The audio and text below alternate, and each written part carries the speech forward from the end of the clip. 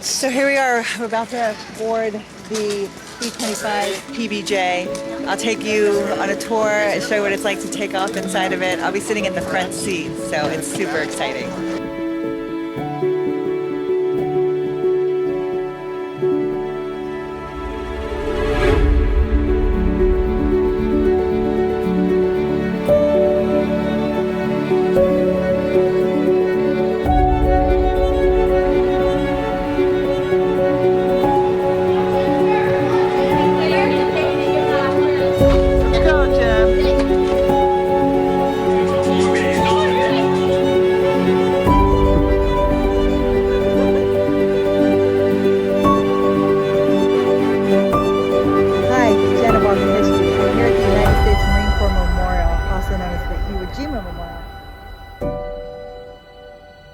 I'm standing here at the Camarillo Airport with Rob, the pilot, the co-pilot of this B-25 PBJ. So how long have you been the co-pilot of this particular aircraft? Not very long. I'm the most recent upgradee to the co-pilot seat in this airplane. So I've been flying it just for about 3 or 4 months. 3 or 4 months? Yep. Oh, you're a baby. I'm a baby. I'm a baby in the airport, in the airplane. And so how many, so there's a left seater and a right seater. Yes. And do you need both pilots to fly this aircraft? Yes. Okay, so you couldn't just land it on your own as just one pilot? Well, I mean, you could. You could? Physically, yes. You have access to all the controls to be able to do that. In an emergency. But it's a 2-person crewed airplane. It's a 2-person crewed airplane. Very cool. And then when we talk about crew in general, 2 people to fly the aircraft, who needs to be in the aircraft to maintain flight, and then definitely how many people in the aircraft when you're talking about any kind of battle-ready positions? Okay, for our flying, we typically will do 3, maybe 4 crew. Okay, again, the 2 pilots, a flight engineer who helps to maintain things up there, and especially if we're loading anything into the bomb bay or into the back, or we have passengers, then we have a load master who will sit in the back. So that's, if you will, a current day. Sure. In combat, this is the J model of the airplane, and based on it, it would typically have a crew of 6 to 7. So you've got those pilot, co-pilot, you got the bombardier navigator. Also up front, you would have the flight engineer who doubled as the top turret gunner. Oh, okay. And then in the back, behind the bomb bay, you'd have the radio operator who would double as one of the waist gunners. Okay. And then depending on the mission, you might have a second waist gunner, and then you've got the tail gunner. Wow, so you have a couple people on this aircraft who can do more than one job. Absolutely.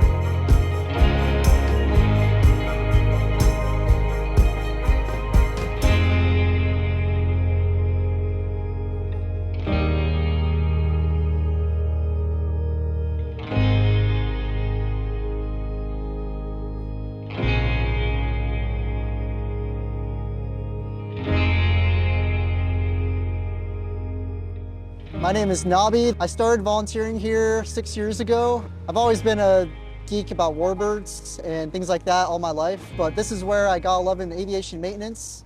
And I went to school and got my A&P to be an aircraft mechanic. That's the certification. I've become one of the mechanics of this airplane, and I kind of help out wherever it's needed. So Nabi is going to take me for a tour of the back of the aircraft. So we're going to climb up in this, and we're going to go inside. And so the next time you see us, we're going to be inside the B-25, and we're going to be talking about crew positions and what the crew is doing in the back of the aircraft. So come on.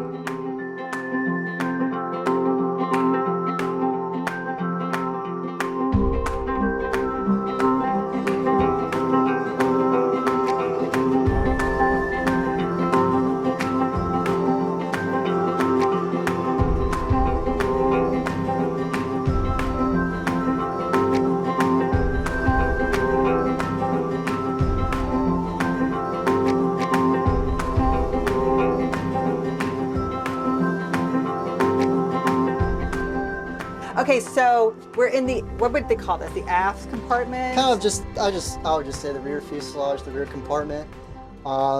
So yeah, I mean, You can see the top of the bomb. This right here is the top of the bomb bay. Yeah. Now the B-25 wasn't like the B-17 or 29, where there's a walkway through the bomb bay where you can easily walk through. I think the B-29 had a tunnel. Sure. But anyways, the thing about the 25 is the wing center section actually runs through the middle of the fuselage. So that's why you have to crawl over the bomb bay. And you can see there's not much access. It's not very easy to do that in flight. And there's actually a manhole cover there so that if one of the bombs got stuck, I'm told, they would go there and literally kick it. Yeah. Or they would use a rubber mallet or something. Yeah. And, Military special. yeah, exactly. Doesn't work, grab the hammer. Yeah.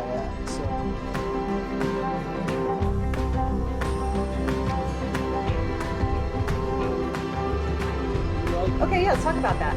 So this is a tail gunner, just one person back here. There'd just be one person.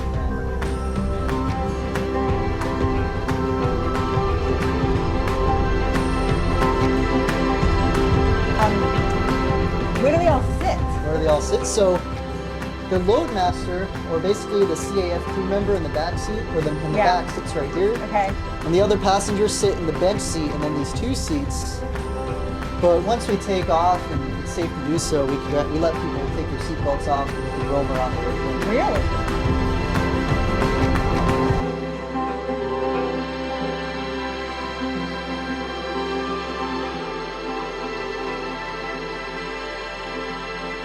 Okay, so here's the cockpit. Dual controlled. I see, looks like there's double. Well, not everything. They're not everything, fairly similar. Yeah. You know, both sides will have the flight control instruments. Most of the engines are right here. Engine instruments are there. We're kind of back in the seat. Yes. So we would have our seats fairly far forward. Yep. And if I can estimate, you know, sitting about like this, and your control stick in a level is about right like this. Yeah. We were talking about pilots being able to drop the bombs and pilots controlling the two guns on either side. Is that on the yoke? It would have been. You know, Would have been I think all we have is push to talk. Okay, push to talk. Yeah. Okay. And they would have had the fire buttons. They all because would have been on. The B-25 PBJs could also shoot rockets. Yeah. And they had this huge rocket-powered missile. Yeah. And they actually could drop torpedoes. And so those would have all been, you know, buttons on the stick for the pilot. Now we don't have it, but they had an iron sight. Yeah. For like shooting the guns, and then a depressible, you know, mill radians. Yep.